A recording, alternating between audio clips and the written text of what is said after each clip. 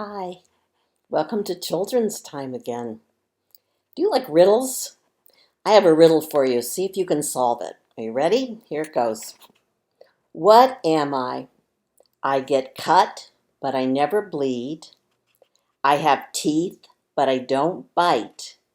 I get put on a ring, but I'm not a diamond. I get turned on, but I'm not a page. I get put in a lock, but I'm not a wrestler. Any ideas? It's a hard one, isn't it? Well, here's my final clue. To open a door, you can knock, or you can use this item to unlock the door. Right, it's a key, right? I have lots of keys. And there's so many different keys. I've got like a key like this, which is very old-fashioned. This, believe it or not, is the key to my car, and it's really a magic key. There we go. So you see, it's a little key that comes out of the big key. Pretty cool, huh? So if my key doesn't work, I can actually get into my car, which is pretty important. In today's reading from Matthew 16, Jesus talks to the disciples about giving them the keys to the kingdom. The apostles don't understand. They go, well, keys? Are they real keys? What do they open? Is there a door that it opens that leads to the kingdom? And they're just not sure what to do. And Jesus is asking the apostles questions also, like, who am I? Or who do you think I am? And the apostles are so overwhelmed by all the things that Jesus says to them that they just don't understand.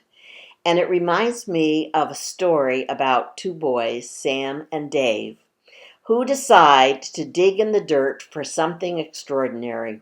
When you were a child, did you like to dig in the dirt? I always did.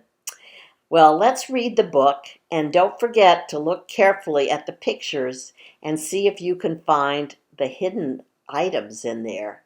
And don't forget to look at the dog also.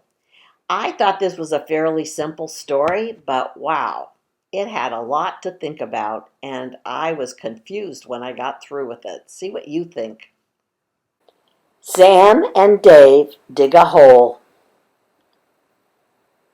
by Mac Barnett, illustrated by John Klassen.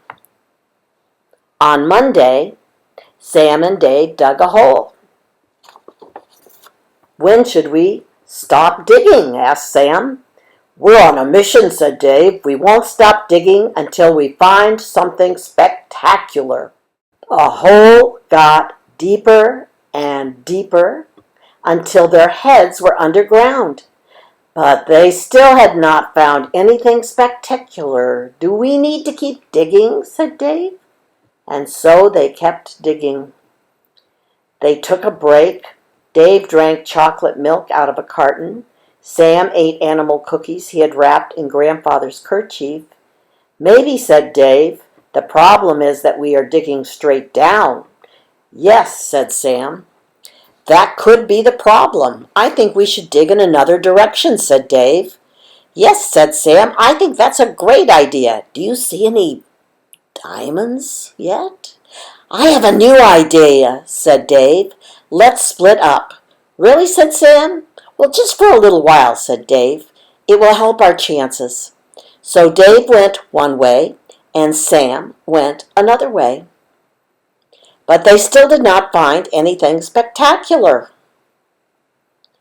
Maybe we should go back to digging straight down, said Dave. Yes, said Sam, I think that is a good idea.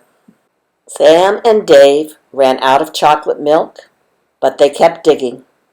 They shared the last animal cookie, but they kept digging. After a while, Sam sat down.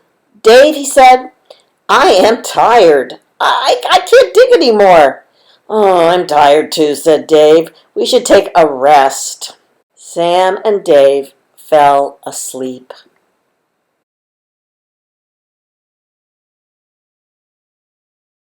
Then Sam and Dave were falling and falling and falling. They fell down and down and down until they landed in the soft dirt. Well, said Sam.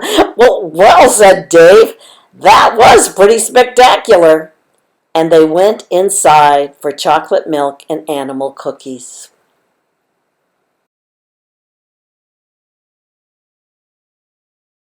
Wow, those boys are so close to the diamonds, aren't they? And they are extraordinary and very precious. But they don't see them. And I think they don't see them because they don't have a leader, they don't have a plan, they don't have a map. And so they never find what's right before their eyes, it seems to us, because we can see it. And the apostles are lucky in this way because they have Simon Peter, who Jesus renames Peter, meaning you are my rock, because Peter won the lottery when he answered Jesus' question, who am I? And he said, you are the Messiah, the Son of the living God. And then Jesus tells Peter, well, you are the rock that my church will be built on. Not because Peter was an actual rock, was he? No, not a rock. But he was the core person that the community of Christians could gather around and learn from and be encouraged by. Well, the boys end up tumbling in confusion, which is how I'm sure a lot of Jesus's followers felt after he was talking to them. They just felt like they were turned upside down.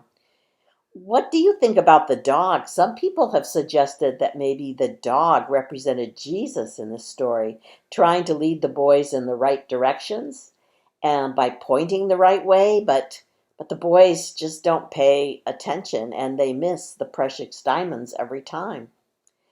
The boys and the followers of Jesus knew with all their questions and confusions that something extraordinary was happening.